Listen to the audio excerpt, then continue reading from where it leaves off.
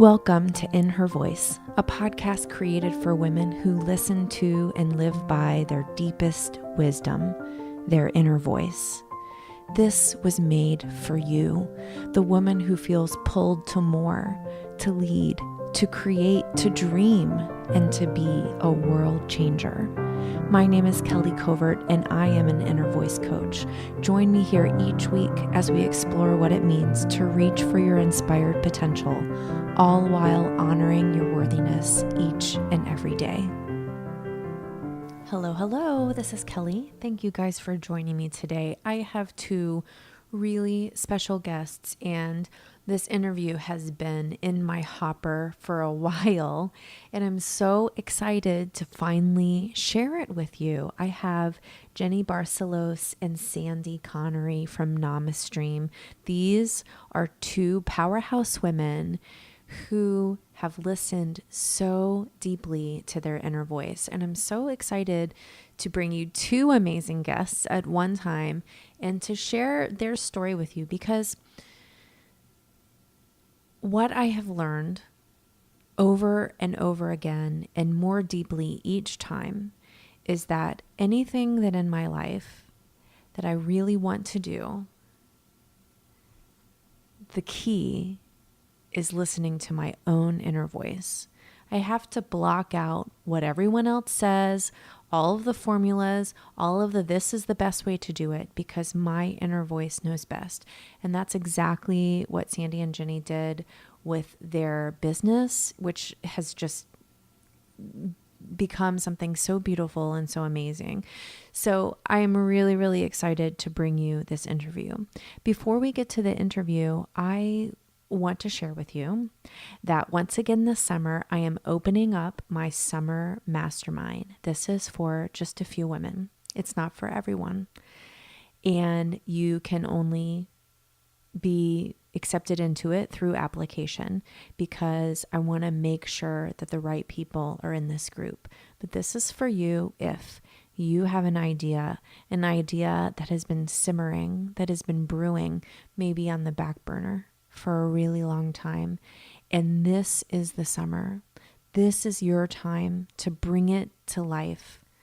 This mastermind is for you. This is an intensive group coaching program to help you listen to your inner voice, just like my guests today did, and find your path to creating an impact and bringing your idea to life. And I really believe that this is why we are here. If you have had this idea in you for a while, that is not an accident. That is not your imagination. It is there for a reason. So let this be the summer that you invest in yourself, both financially and with your time and with your energy. And finally, listen to your inner voice and bring this idea into the world. If this sounds like something that you're interested, you can find out more at kellycovert.com/mastermind. And there's an application process. It doesn't cost anything to apply. And we will have a discovery call one-on-one before I, make any decisions as far as who's going to be in the program. And you can ask all of your questions during that call. So check it out, kellycovert.com/mastermind. I said that wrong. kellycovert.com/mastermind. This is for you. And you know if you're the one that I'm talking to. Don't wait. This is for you. kellycovert.com/mastermind. I just want to read you their bios really quick because they're so freaking awesome. I want to let you know. Jennifer Barcelos is an attorney, a change maker, a mother, and an entrepreneur. She is the co-founder of the Namastream software platform, the Soulful MBA school and community, and the climate justice nonprofit 3 Degrees Warmer. Prior to her foray into entrepreneurship, Jennifer served as a Gates Public Service Law Scholar and received a graduate degree in environmental science from Yale.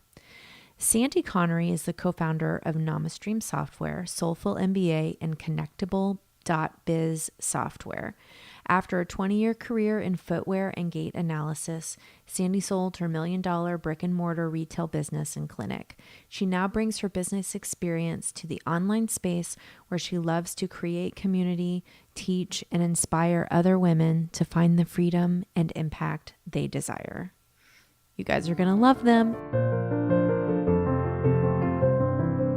Jeni Barcelos and Sandy Connery, thank you so much for joining me here today on In Her Voice. I am thrilled to have you guys here.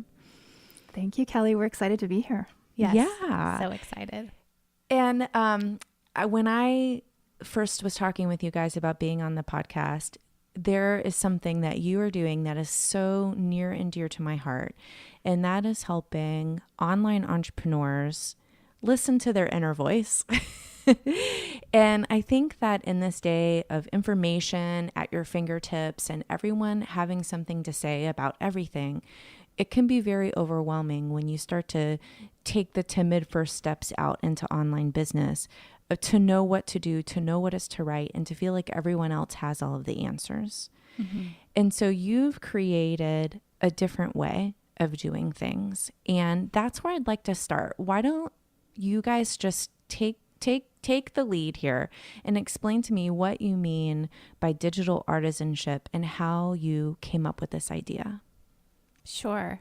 So we came to this idea, I think, over the course of several years of working together, both within our own businesses and then after combining and creating a software company together, essentially growing one together. We came to this idea as feminists and as different kinds of thinkers in the online space and in the tech space, I think, just where we were bombarded constantly by messages about growth and a business model that to both of us seemed very unsustainable.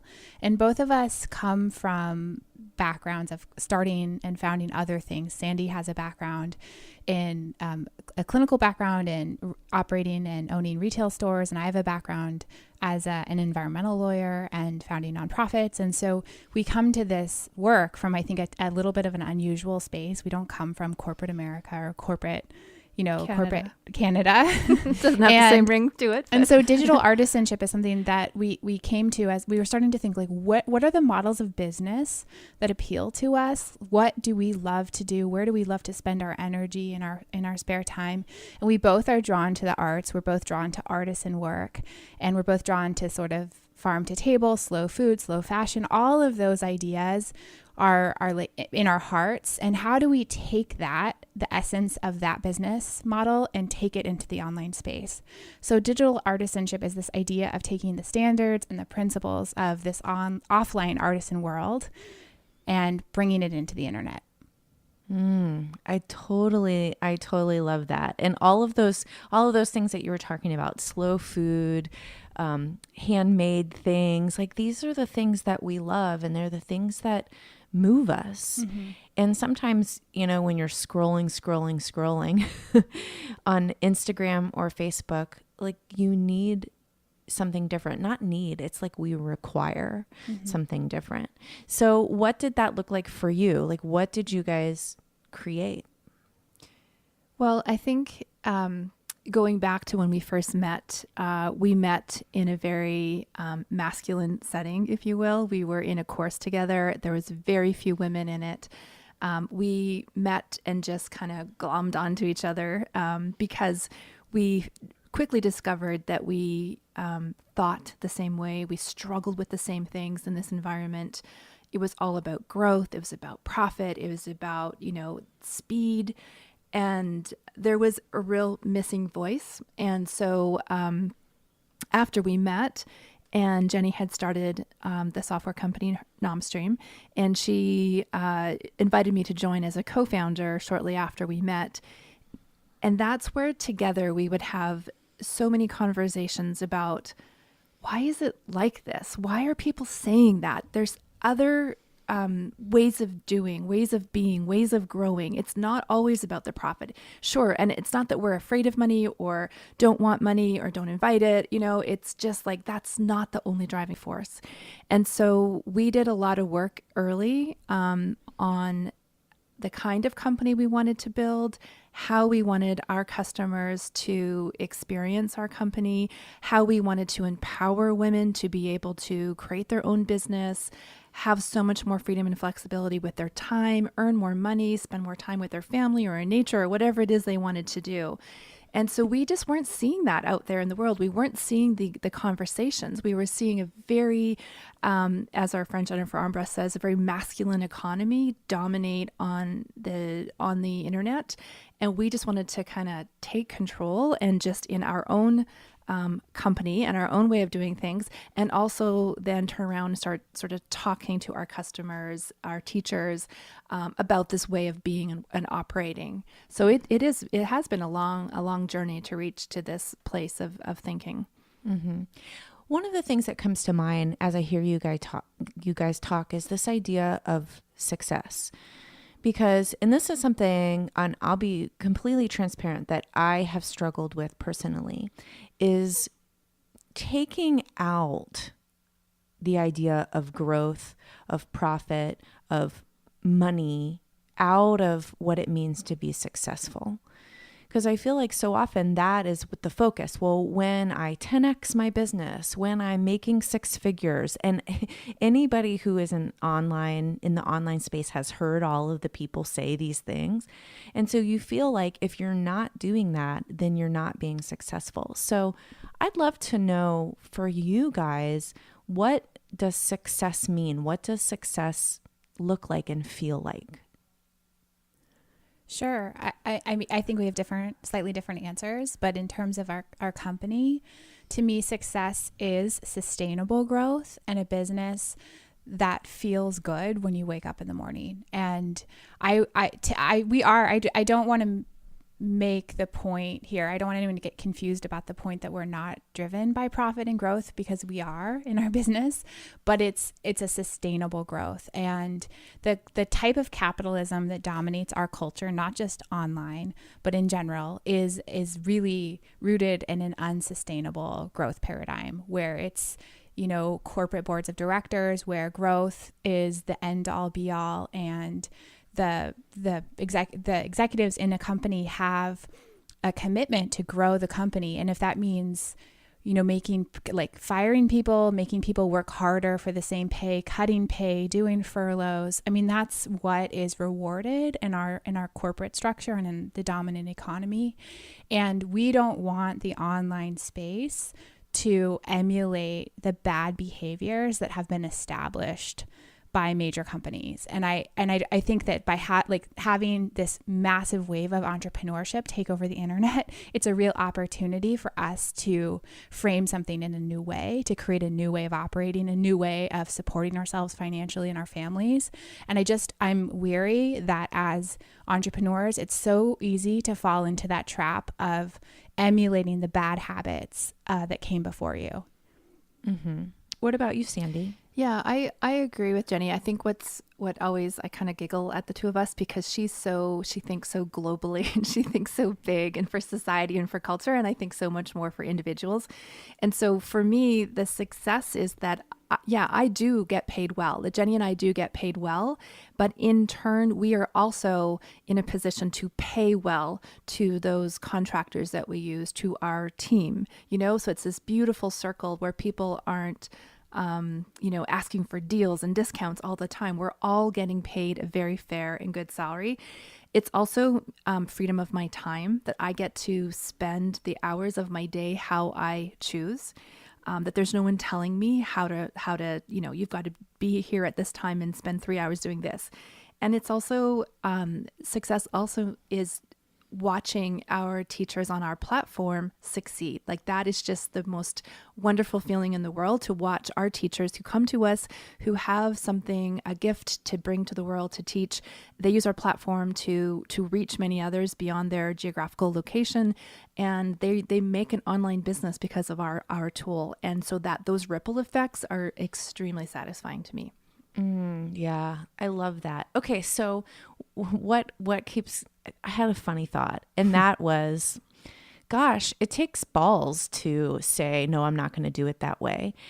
And then the thought was, well, isn't that such a masculine thing to say? That sure It is. I've already heard, I've been like collecting the words that we're using in the course of this conversation just this far, how much each of us is shaped by these dominant masculine cultural norms, right? Like we're using dominate and balls and, you know, like whatever else. And that's part of what we're trying to get away from. And Sandy and I catch each other using these words, and we try to stop it in its tracks, but it's hard, right? Because that's the culture we live in. But we're not like, I don't want to crush anything, right? Gary Vaynerchuk is so, I mean, that's like the emblem of the online entrepreneur space, right? Is like this crush it mentality. I don't want to crush anything. Like that doesn't even appeal to me.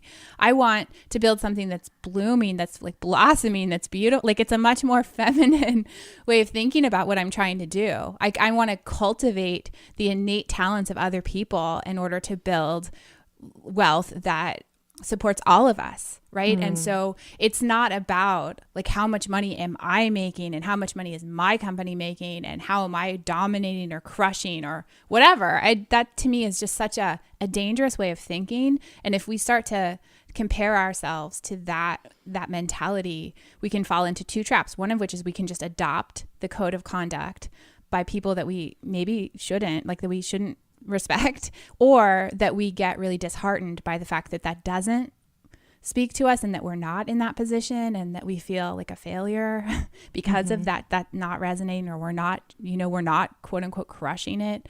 I just think we have to be very careful about the words we use, because that's creating the world that we live in.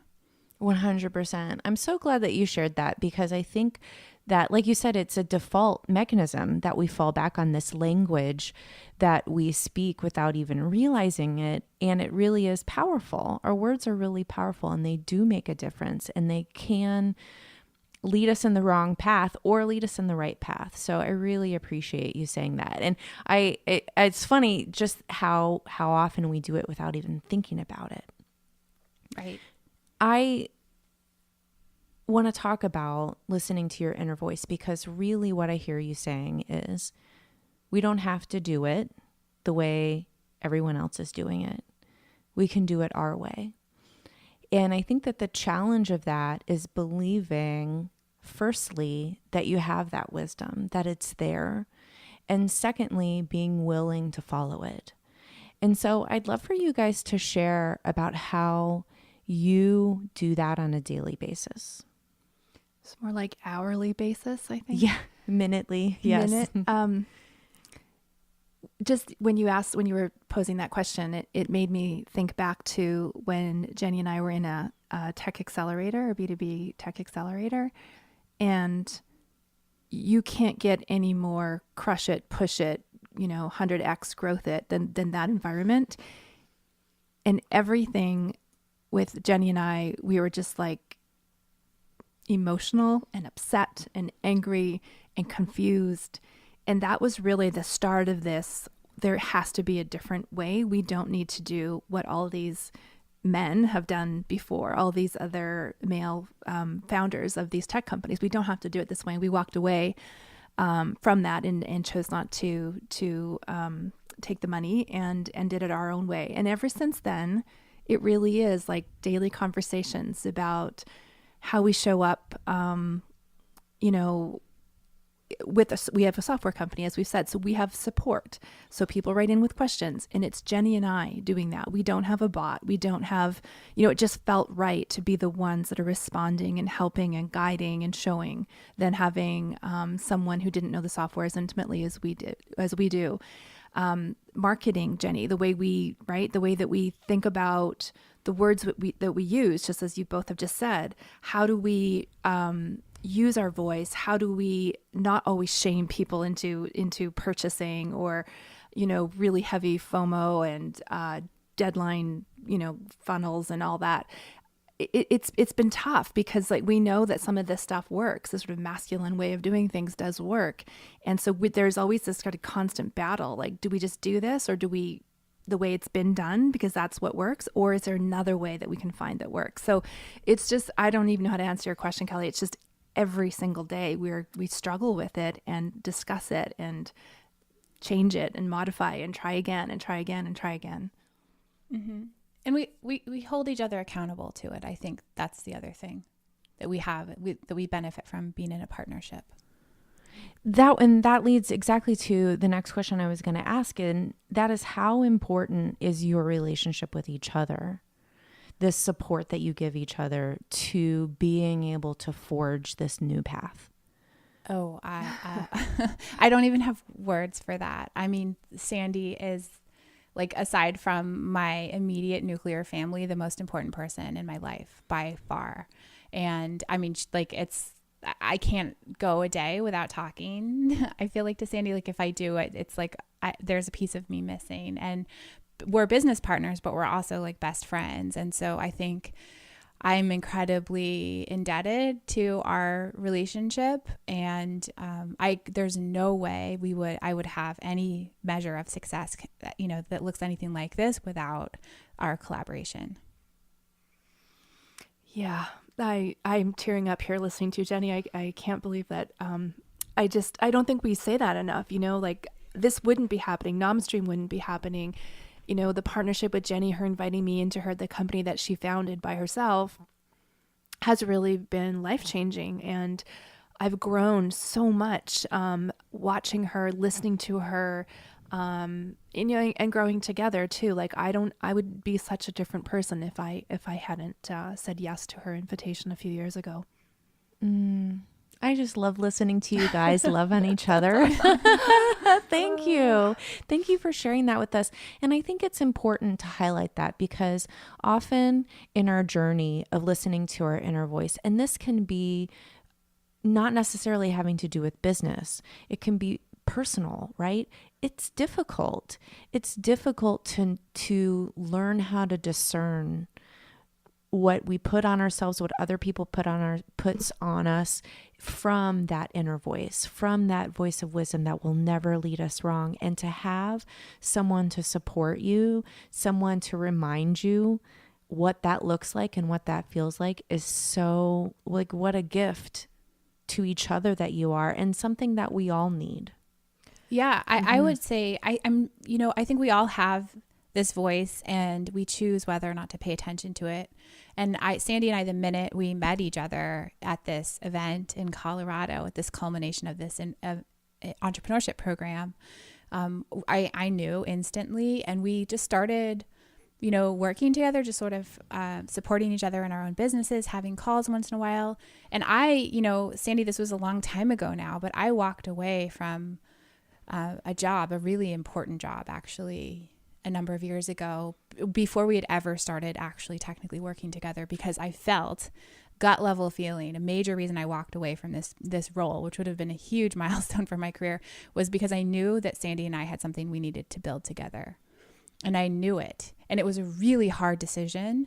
And it was rooted in nothing, nothing that anyone else could see on the outside. But I knew it somewhere internally that there was something we needed to create in the world. And that if I took that opportunity, it would probably prevent that from ever happening. And so I walked. And I remember that I didn't know that. I knew you were looking at another job, and I remember being at home here going, oh my God, don't take it, don't take it, don't take it, don't take it. But outwardly I'm like, oh, I hope it goes well. But inside I'm like, oh, please God, don't take that job. Don't take that job. And I never voiced that because there's nothing to base it on. We hadn't talked about me joining NomStream or anything, but it was like a year before you joined NomStream. Yeah, it was like, don't do it, Jeni, don't do it. But it, on paper, it looked perfect for you. So yeah, I forgot about that. That's so funny how that works. Well, and I feel that for you guys to be doing business at the level that you're doing, having relationships at this deep level, I'm sure that both of you have a practice that looks like connecting with your inner voice on a daily intentional basis, in an intentional way. Would you share those with us? Sure.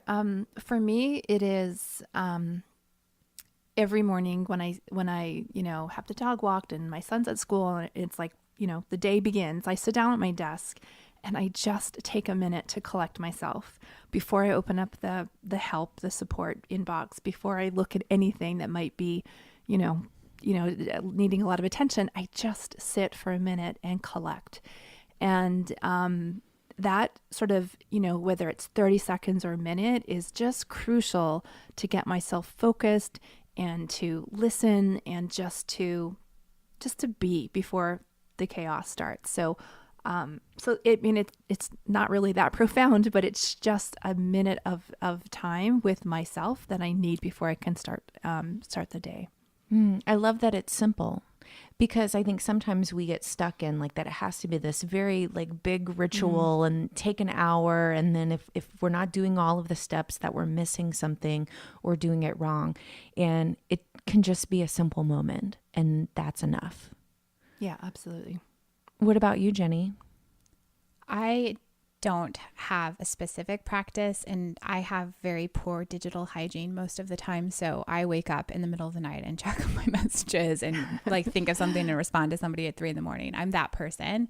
I have that sort of intense lawyer / CEO / intense human being way about me, right? So even though I'm really pushing this kind of more alternative way of doing business, like my natural inclination is much more intense.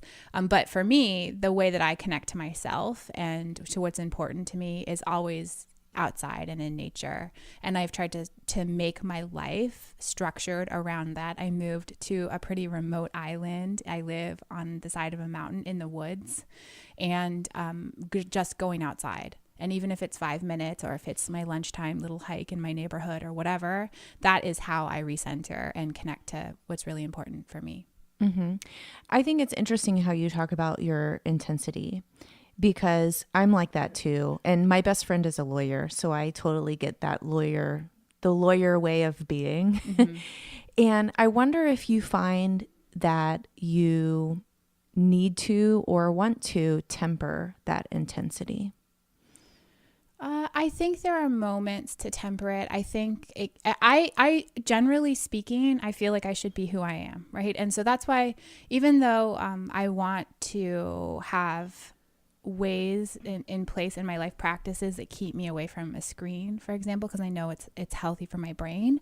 I do build those in. So for example, when I am with my daughter on the weekend or with my family and we're going on a hike or we're going to do an activity, like I actually don't bring my phone, because I don't have the wherewithal not to check it if I have it. So I just don't take it. And so I have things like that. And I really try to read paper books, and so that because I love to read. And so I really try to read paper books so that I'm not looking, get intrigued by any notifications or anything like that. But in general, no, like I don't really think it's a problem that I am the way that I am. Like for me, the fact that I wake up and check my notifications, I don't care. Like that's fine. I mean, because I'm a busy person, and that's when I can do that. And so I don't try to shame myself about it.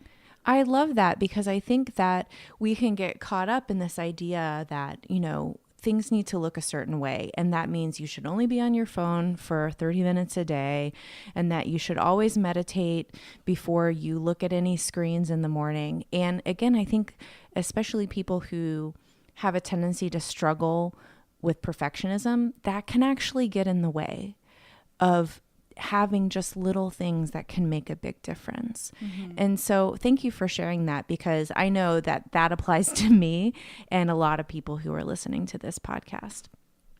So one of the things that you both mentioned in your practices was that you have kids. And I'd love to know how you find, and I don't love this word, but I'm going to use it, how you find balance, or a balance point, if you will, between work life and family life, and how you sort of manage the ebb and flow of that. Mm-hmm. That's a great question. I think for me, it's redefining what the workday is or means. And traditionally, it's 8 hours. You go from 9 to 5 or whatever.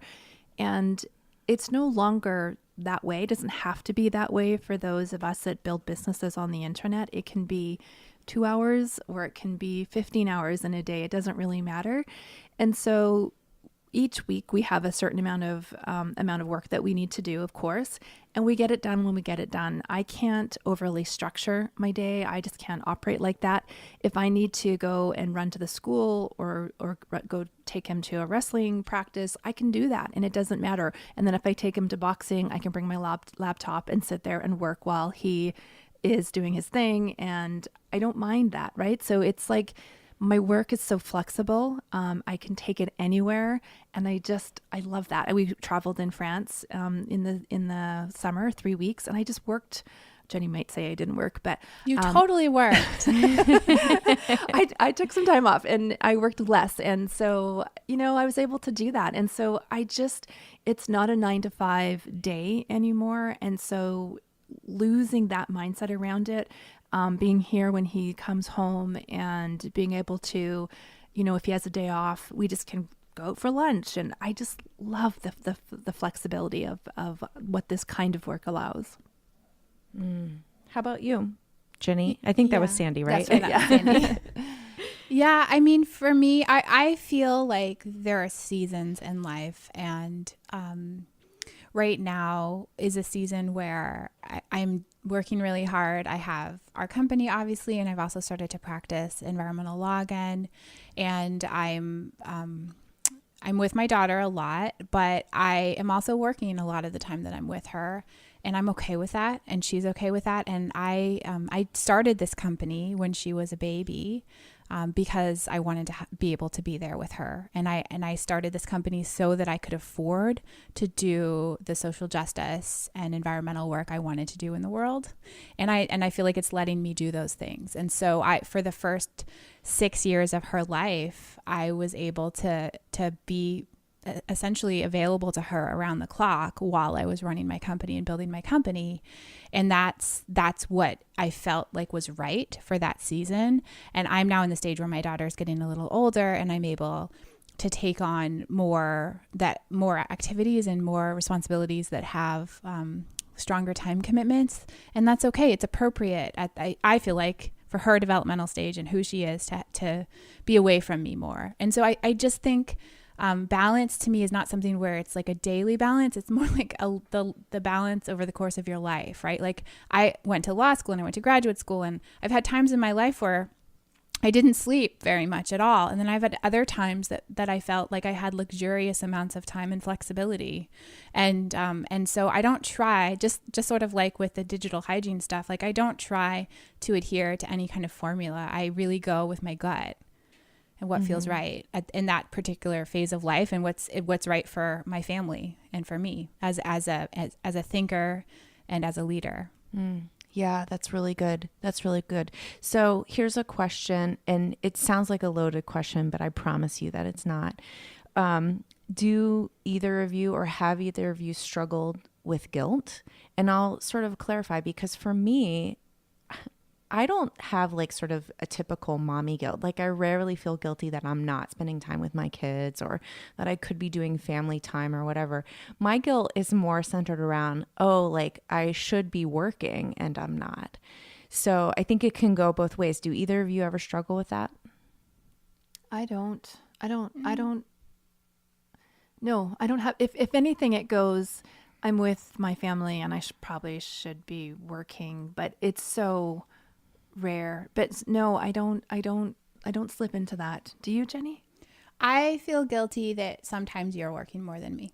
That's in my mind, I'm like, Sandy's working more than me. And I think we also have like different ways of working, and I often am working at night, and I think Sandy works more during the day. And so, I just try to, that's where any guilt that I have is around our working relationship with each other, not around my guilt to the company or to my kid or to my, like that. I don't have guilt in those places. How do you work through that? I think we talk to each other. We have I feel like we're pretty good about being open. If either of us, I feel like are feeling one way or the other about that, we'll just sort of be like, hey, so I'm feeling this right now. But also we can tell each other's faces. Like Jenny's like, you're upset. What? I'm like, like I can't hide anything from her, and vice versa. So I pretty much know exactly what she's thinking 24 hours a day. So we just talk. You're right. Yeah, I love that. I love that. And I agree that guilt, it doesn't work. Like, it's not good for anything as far as I'm concerned. And I'm always on a mission to eliminate it from my life if I can. So we're almost up on time here. And I did want to ask you guys if you just wanted to share with my audience a little bit about your company. We sort of have like touched on it here and there because this was really more about listening to your inner voice in business. But I think maybe some people are curious about what it is you actually do. Sure. Yeah. So NamaStream is our software platform, and it's an online teaching platform that allows anyone with expertise, ideally in the wellness space, to teach, train, or coach from anywhere. And so we have the option to build membership sites, courses, or to live stream within products. And it's a bit different than everything else because we're really built for wellness entrepreneurs. So I would say probably 85% of our client base is in that space, whether they're yoga teachers, studios, Pilates folks, fitness instructors, health coaches, naturopaths. So we're really geared towards those people. But yeah, it's sort of idea. You have an idea of something that you're doing in the offline space, and you want to take it online because you want to reach more people or reach people that don't live near you, and you can get something set up, that day. Wow, that's super cool. Yeah. And then we also have a program called Soulful MBA, which is the name of our podcast, but it's also the name of our course and community. So we built courses on how to launch, how to price, how to, build an email list, all of those online business practices that a lot of our wellness professionals don't know. And so we've just sort of built this one place that you can come and get software, the tool you need to teach online, but also the coaching and the know-how in our course and in our community. And we go live in our community a couple times a month to help people out with strategy. Fantastic. Well, we'll put links to all of those things and also to Instagram for you guys. So if people want to learn more about what you're doing or check out NamaStream or Soulful MBA, go listen to the podcast. They can find all of that stuff in the show notes for this episode. So I want to wrap it up with my favorite last question that I ask my guests. And that is, for each of you in your life, what is your inner voice saying to you right now? So for me, we are experiencing some very exciting growth in our company right now. And there's a bit of fear cropping up around that. Like, can we do this? Are we going to implode? Like, how is this going to happen over the next year? And so my inner voice is just constantly saying, you're fine and you can handle it and you'll figure it out. It's just day by day. And so it's just a strange place to be that we've wanted this for so long and now it's happening. And then there's this that inner critic, like pulling back, like you don't deserve this or you can't do this. And I'm just like, no, yes, I do. Yes, I can. Mm-hmm. Yeah, you are ready. I can feel it. Yeah, I really believe we are. Yeah. How about you, Jeni?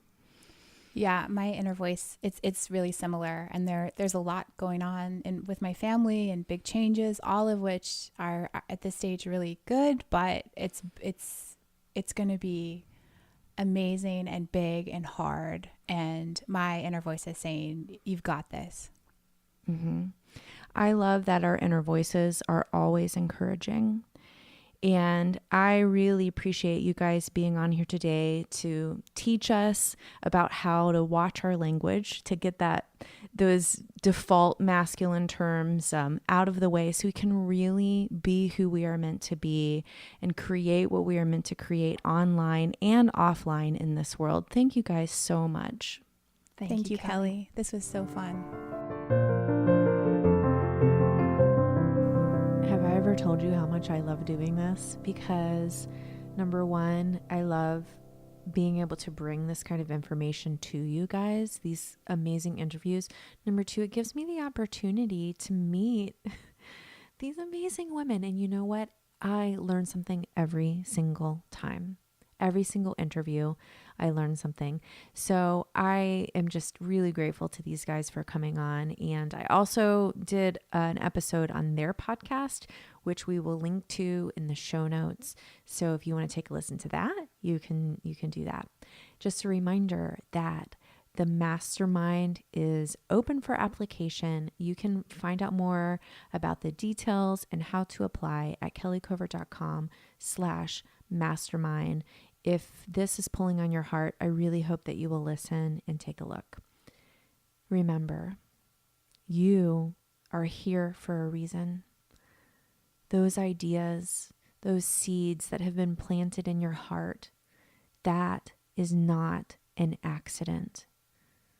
It is up to you to listen and to bring that out into the world. You know why? Because we need you and we need what is in your heart.